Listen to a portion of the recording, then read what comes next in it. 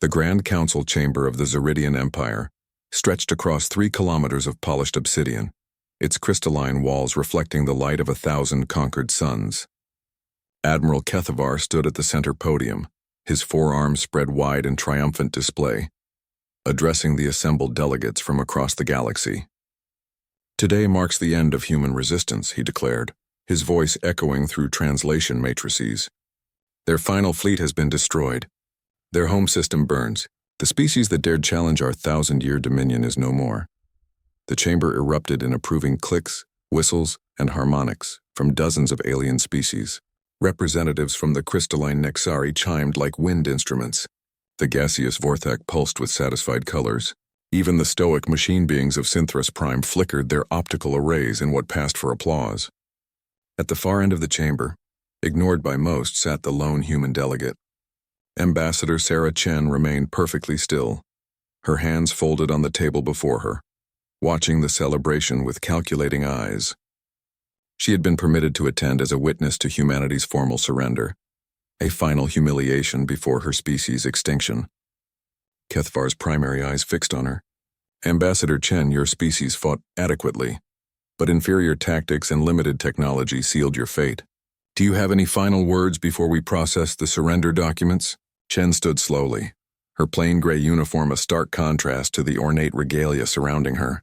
The chamber fell silent, expecting either desperate pleas or defiant last words. "Honored delegates," she began, her voice carrying clearly without amplification. "I acknowledge that our military forces have been defeated. Our worlds have fallen. By all appearances, humanity has lost this war."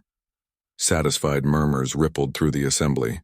"However," Chen continued, reaching into her jacket, "before you process those surrender documents, I believe there's something you should review." She withdrew a simple data pad, its surface gleaming blue. Kethavar's mandibles clicked in amusement. "Human, your time for negotiation has passed. What could you possibly—" "Galactic Warfare Regulation 847C," Chen interrupted, her tone suddenly sharp as steel. "Subsection 12, paragraph 4. The chamber fell dead silent. Several delegates shifted uncomfortably. Kethavar's confidence wavered slightly. "That regulation concerns civilian evacuation protocols during planetary bombardment. What relevance? You bombed our colonies before allowing the mandatory 72-hour civilian evacuation window," Chen stated flatly. 17 worlds, 2.3 billion non-combatants, all documented with quantum timestamps. The Nexari delegates' crystals began ringing with distress harmonics. The Zeridian Admiral's secondary arms twitched nervously.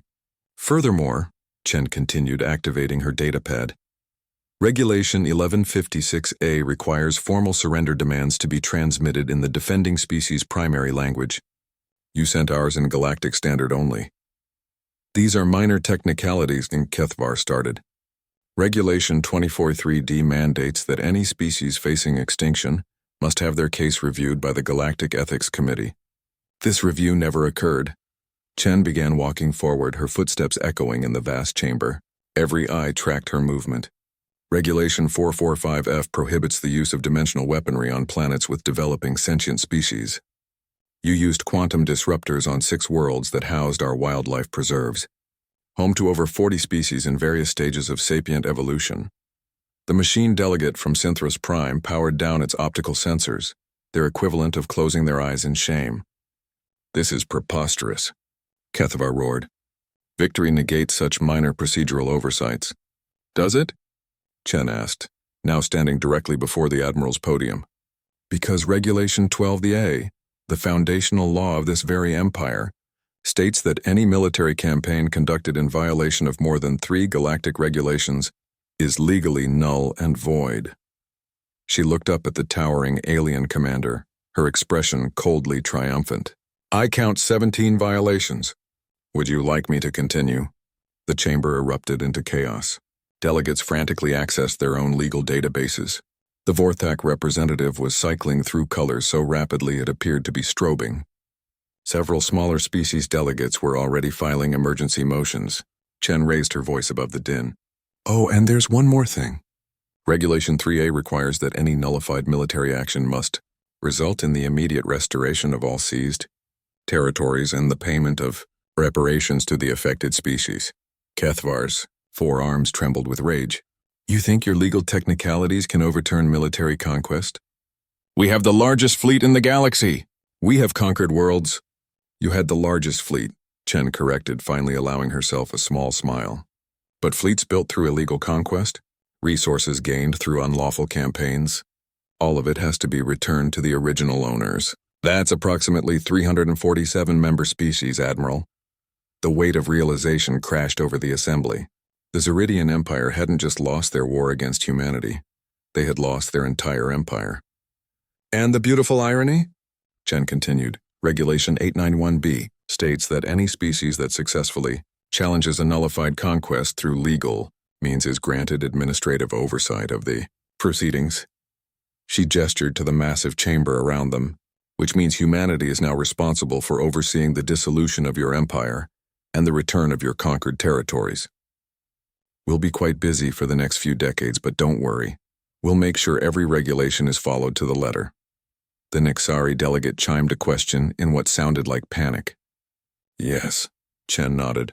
We'll need to verify that every conquest in Zeridian history was conducted legally. Given what I've seen, I'd estimate about 90% will need to be reversed. Kethvar collapsed into his command chair, his forearms hanging limply. Around him, his empire crumbled not with weapons or explosions, but with the quiet rustling of legal documents and the soft chiming of regulation citations. Chen gathered her data pad and turned toward the chamber exit. Ambassador Chen, called the Synthros Prime delegate, its mechanical voice tinged with what might have been admiration. How did your species memorize so many regulations? She paused at the threshold and looked back with a wry smile. We didn't memorize them. We wrote them. Humans drafted 73% of the galactic legal code. Did you really think we'd go to war without leaving ourselves a few back doors?